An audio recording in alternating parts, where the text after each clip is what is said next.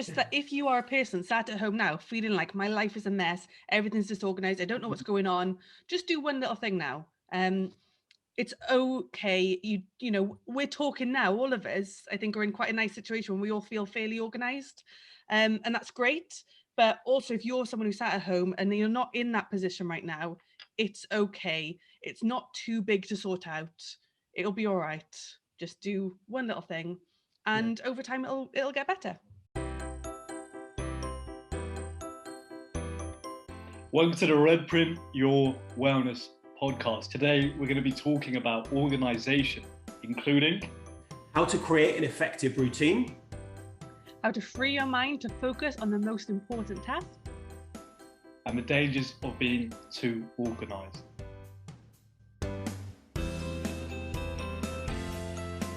Just ask the question, on a scale of 1 to 10, how organised do you think of yourselves? How would you rate yourself? I'm not, you know what? I'm very chaotic. I'm very chaotic. So I know what to do. And if I don't focus on it, I just go everywhere, if that makes sense. Yeah, so 100%. I always have to, when I'm away from the task, I have to switch my focus back onto it. Otherwise, I just go onto like some rabbit trail onto something else. So it's always important for me, as mentioned earlier, having it written down, because otherwise I'll be like, why don't I just do this instead? I decide to go around the task at hand. Okay. That's so interesting, because I think I have, as with everything, I've been on a journey with this. And now I'd say I'm about a 7. I'm like pretty organized, and I don't find organization difficult now. But I'm not someone who's like, there's definitely a certain amount of chaos, and I'm happy with that. I like that. But I used to really struggle with organization, and my mum will attest to this. Like, you know, when I was in school, they would like give us worksheets all the time. Like through my A levels, they kept just giving me sheets, and I had files, but I never put them in the files. And I never knew what to do, and I just ended up with this bag full of like sheets. I lost some and stuff. It was stressful. My mum had to like, you know, we had to sit down in the living room because I just got so stressed out by it all, and she had to help me like organize everything. And then I ended up, I'd lost so much stuff, I didn't have enough of the sheets and things, but luckily my sister was organized and made amazing notes, and I just used hers. But I was a mess.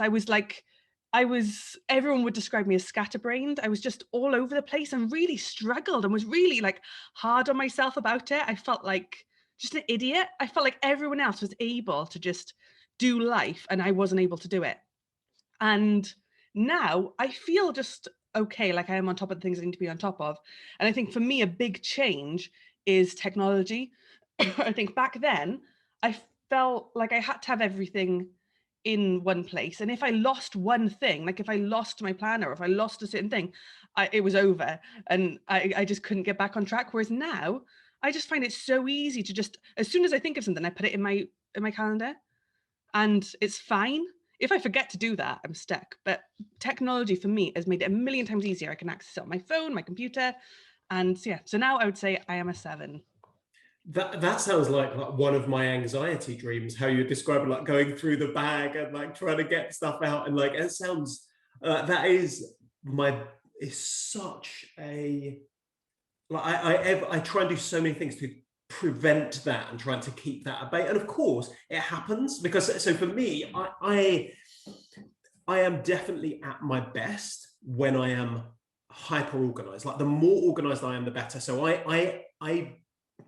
I thrive in the absence of chaos and mess, and that's to my detriment as well, because I know that chaos and mess actually creates, you know, it allows for creativity. So I think for me, I could do with more of appreciating that part of it, and appreciating the messy bit in the middle where you don't feel quite know. But yeah, for me, being organized is when I know that I can deliver my best results on things. And yeah, the idea of something happening where I just like haven't kept on top of that is terrifying. And it happens all the time, of course, because the world is not a perfect mechanistic thing. So I experience it all the time, but I hate that feeling so much. it sort of like sends me into a spin of being like, right, I need to write another to-do list for today, and I need to now create these master lists. And yeah, so I think I am,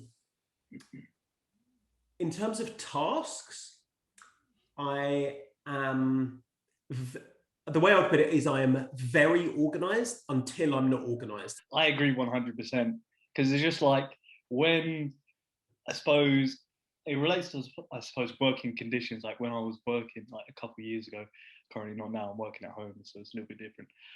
So when I was working, like let's say I was working in a cafe at one point, okay? So when everything was happening at once and everyone's wondering what's going on, I really enjoyed that, because I knew exactly what to do and how to go around doing it.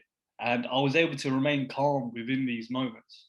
So I think within, I suppose, writing down your list and actually attacking them, let them come at you and accept that. Just be like, okay, cool. I know what's coming up. I can just bang this out. I don't need to worry about anything else, because, as you said, it's all coming at you. You might be unsure how to go around doing so. Okay. So as you have those written task lists, you know exactly what's going on. And then you might, as you do so, think of some more things to do. If you have time, do it. If not, write it down. As Ray said, put it in your planner for another day.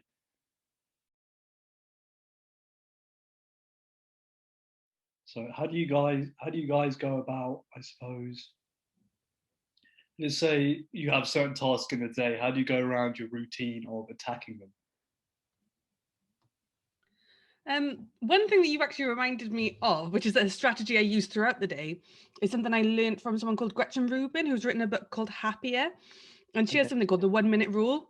And this is something I do on top of my list, because we've spoken about this in different episodes, that, yeah, I like to have a list. I've got this ongoing thing of what I need to do. But on top of that, I also have the 1 minute rule, which is, if something pops into your head when you're not working, okay, if something pops into your head, it takes less than a minute, do it. That's the rule. Like if it pops into your head, it takes less than a minute, you have to do it. So and this goes for home life as well, because it's easy in these conversations to stay focused on work stuff, but there's other stuff as well, and especially when working from home. And sometimes those little 1 minute tasks can become just like the grime that builds up on everything. Whereas if you just do it, if you're like, oh, I need to take that dish into the kitchen. Oh, it takes less than a minute, it's popping into my head. I'll just go and do it.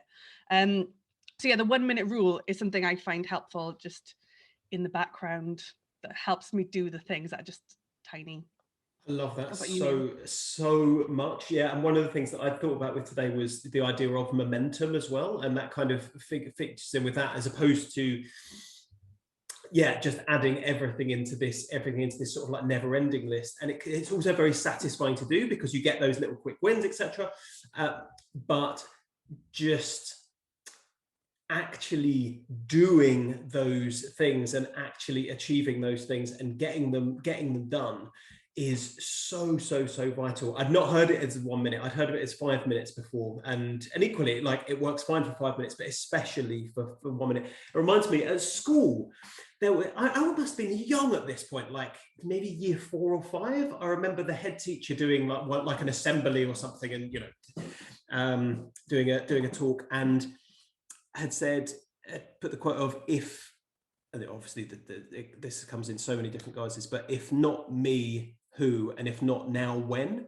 And I play that in my head so many times, of it just helps me do it, of being like, okay, if I'm not going to take this plate now, when would be better to do that? Later? No, later I haven't got the momentum of the task, because now I've just thought of it, so I can just get it done. Whereas later I keep looking over and being like, got to take a plate over, got to take a plate over. And yeah, and so I replay that so many times in my head, that if not now, when? And it really is helpful for just getting those little jobs done. 100% agree. Love it. 100%. Like both of them. I use both of them. It's weird. Like one, if you have like a quick task. So previously, like in the past, I used to just leave it, and then it'd come back to haunt me. I'm like, why didn't I just do that? You know, when you leave something and then you come around to do it and you're like, why didn't I just do this earlier? It makes no sense. It makes zero sense. So 100% 1 minute, 5 minute, whatever quick thing you can do, do it. Because once you do it, you'll be like, oh, that wasn't so bad. And then you'd roll into the next thing like, cool, let's get it done. And then the next thing, cool, let's get it done. You have that momentum and you don't care what's going to happen because you have that belief behind your actions. Like, let's say throughout the whole day, you're doing what you need to get done. And then throughout the period of time, you're like, yeah, cool, let's get it done, let's get it done, let's get it done. And then at the end of the day, you can sit back and be like, yes, I completed what I needed to get done. And then you can relax. You can do anything you want. You can go back to sleep. You can watch Netflix. You can do whatever you like because you've committed to the task you prioritize. The other one that I've tried, I'm less good at applying this one as fastidiously, but the urgent and important quadrant. Have you seen this before? The quadrants, there's four boxes in it, and you've got to, and it's about prioritizing tasks. So it's Eisenhower's matrix. So we've got tasks that are urgent and important.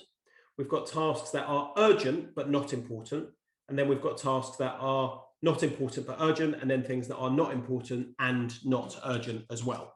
Right, so you've got four different jobs. So normally what we tend to think is that everything is urgent. We tend to think that we need to get everything done and that everything feels big. And that's why it can be difficult to prioritize, because you're like, well, what do I do first? Because it's all in my head. So, and actually, even if we apply that 1 minute rule, it can make everything feel urgent, and it can make everything feel like, oh, I've got to do this, and but I've also got to do that. And you're kind of doing multiple things. So with this principle, it's about breaking down all of those particular jobs. So thinking of urgent, which are the ones that you've got to react to, like you have to react to quickly, whereas important, which is things that will relate to your long-term goals. So like classic urgent and important is, I've got a piece of coursework due for tomorrow. That's urgent and important.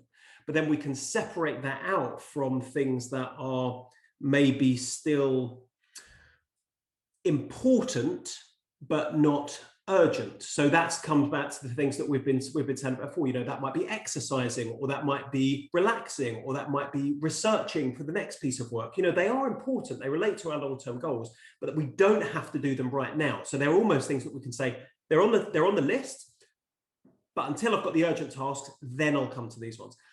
And then we get to the other jobs of saying, well, what things are urgent that you have to do now, but don't necessarily relate to your long-term goals? So are they things that you can just kind of get out of the way quite quickly? I don't know whether that's answering your emails or just kind of achieving those little jobs and bits and pieces.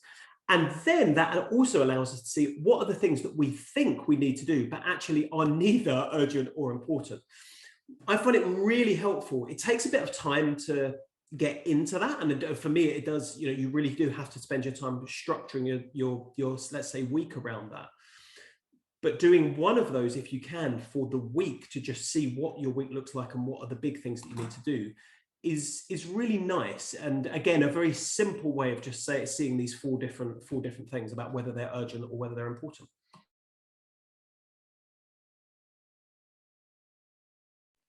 I like that 100%, because then you can actually see what you need to get done throughout your week. Like, you're not struggling in your head, and you're actually compiling everything in one place. Like, you can look at it and be like, okay, cool, this is what needs to be done. And then throughout that, you can break it down even further and be like, yeah, cool, I know what to do. I'm not worrying about anything else. Like, I think that's a very important point, especially in staying organized. You might be trying to fit all these different things into your day, and when you look back, you realize you did get them done. However, in terms of prioritizing them, they weren't the most important things you needed to do. I think that's something I've done as well. I've experienced, like, I do something and then I realize I didn't really need to do that now.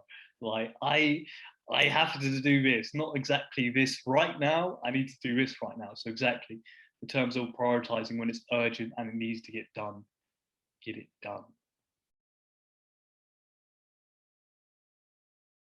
You just reminded me of a big issue I used to have with organization as well, which is I would just give myself too much to do in terms of organization. Because like I said, it was a real struggle for me. So I would, at the start of every school year, like buy like and I did this in uni as well. I would buy everything. Like I would have like the most fancy like planner, like Filofax thing. I'd have a wall calendar, and I'd be like, right, I know I'm gonna write every single thing I need to do on both of these things.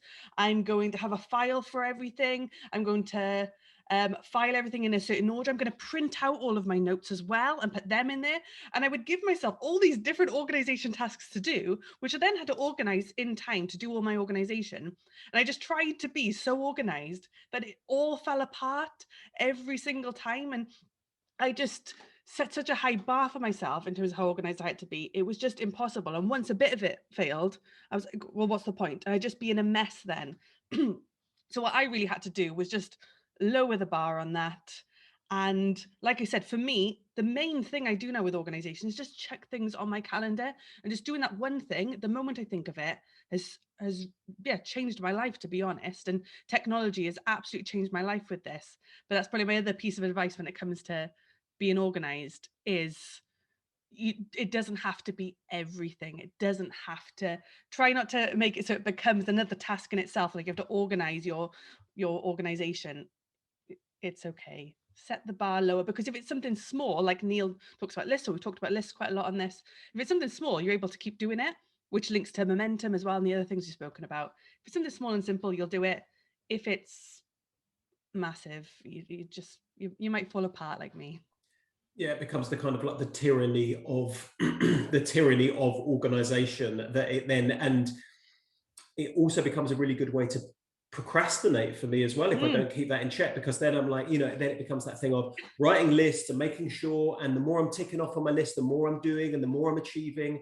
And you can almost, by being, or by focusing too much on organization, you can actually stop seeing what is important. Exactly. So it's a bit like when you're writing an essay, you focus too much on making sure that the font's nice and that the spacing's right and those things. You spend a day making sure that all that's all right, and did it look better in 1.15 or 1.5 space? It didn't. You spend so much time doing that. It's like that time would have been better spent if it was just more scrappily formatted, but you just submitted, but you actually worked on the content of it. And organization can, if you can get good at organizing, that can be a problem in itself, because then it's really satisfying to organize, and it's really satisfying to say, I'm going to write a really good to-do list. I'm going to make my to-do list look really nice today. And I do that all the time. Like I write a to-do list, I'm like, I don't know how that looks today, I'm going to write it again. That's when I know I'm procrastinating.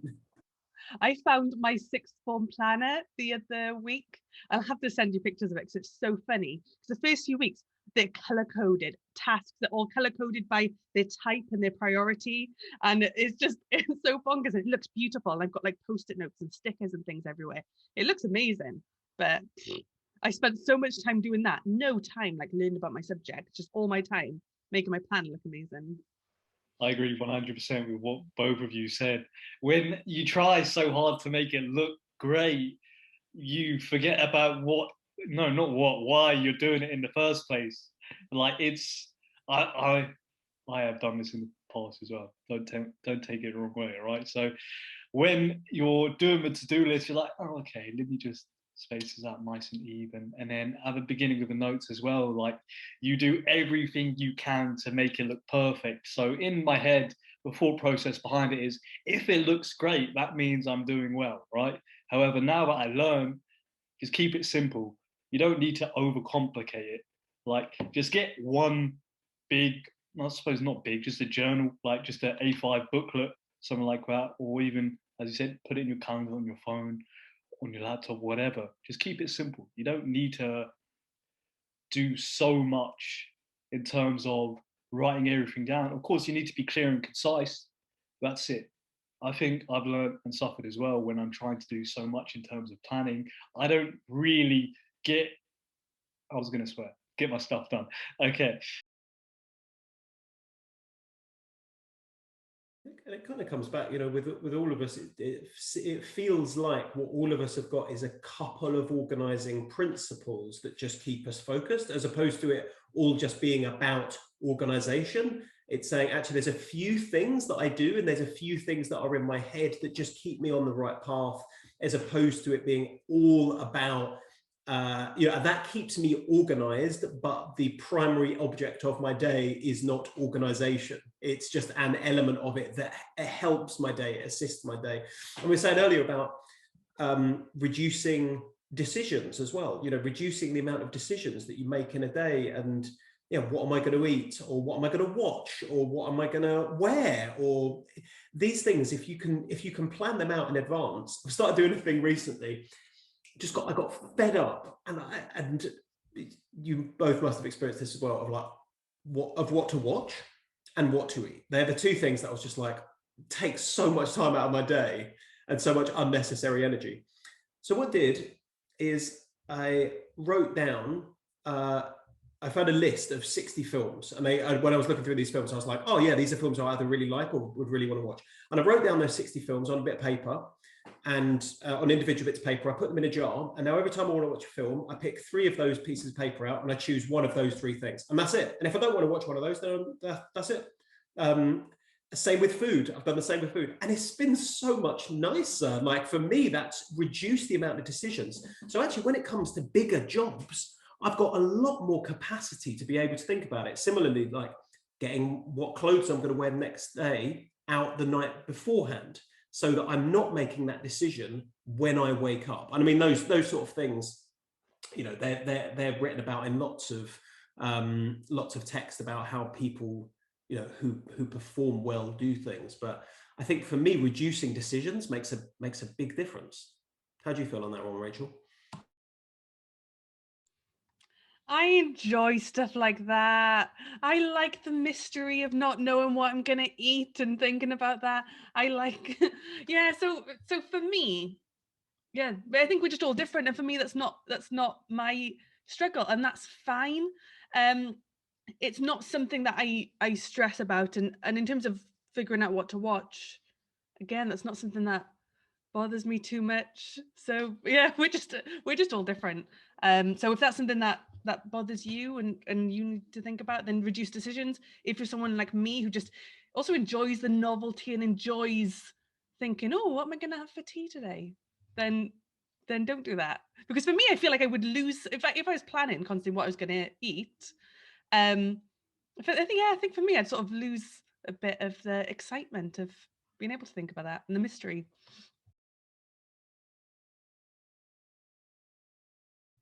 Very good. Folks, got a few minutes left, so why don't we do a quick fire round of any other tips and bits and pieces that you would have in terms of organization? I think what we're learning definitely is that it's all about balance here, as that it's about balance, and it's also about accepting that everyone works in different sorts of ways, and it's about figuring out what works for you, and there's no ideal types. But have you got any other quick fire tips on what you do to stay organized, or how you organize your day? Elevator pitch, 1 minute. Elevator pitch. I was just going to add another point, which is just that if you are a person sat at home now feeling like my life is a mess, everything's disorganized, I don't know what's going on, just do one little thing now. It's okay. You know, we're talking now, all of us, I think, are in quite a nice situation when we all feel fairly organized. And that's great. But also, if you're someone who sat at home and you're not in that position right now, it's okay. It's not too big to sort out. It'll be all right. Just do one little thing, and over time, it'll get better. I agree 100%. As you said, I understand what it's like, in terms of it links to the overcoming pressure point and the first couple podcasts. Like, when you feel like not the whole world's trying to get you, but when you just, everything's just overwhelming you, as you said, start small and understand it's not everyone's perfect at the end of the day. And the goal is to be perfect, of course, have a perfect day, but it's very hard to do that. Just try your hardest to get there. And then as you get closer and closer to that, you're going to stretch yourself. And by stretch yourself, I don't mean burn out. I mean become a better person, become a better version of yourself as you're doing more and more. Start small, because as they become ingrained within you, they turn into habits. And as they turn into habits, they'll become you. So start small and don't think you have to be perfect. No one's perfect.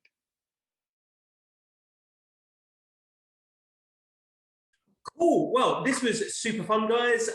Good to hear all of our various tips, tricks, ideas on keeping organized. As I say, I think it's important coming away from that with the idea of lots of different methods, and that this isn't something, there's not a one size fits all. It's about understanding your own methods and what makes the day go well for you, as opposed to just focusing on being like, being organized is the most important thing that you can possibly do, and you need to organize yourself in this way. It's actually just saying, as long as you feel comfortable for your brain to be free and creative, that's your answer. And it's about experimenting and playing and being curious with that, which is excellent. Beautiful. I think I agree. The first step before executing is getting your plan and organizing. So making sure that's as accurate as can be will help you, I believe, achieve your goals coming up to the end of the semester. And anything, not even the semester, in life, you have to have a plan for what you're going to do. You don't get in a car and go to a new destination without a GPS. Otherwise, you're going to get lost. So understand these tips, implement these tips, and let us know how they help you. Most definitely. Right.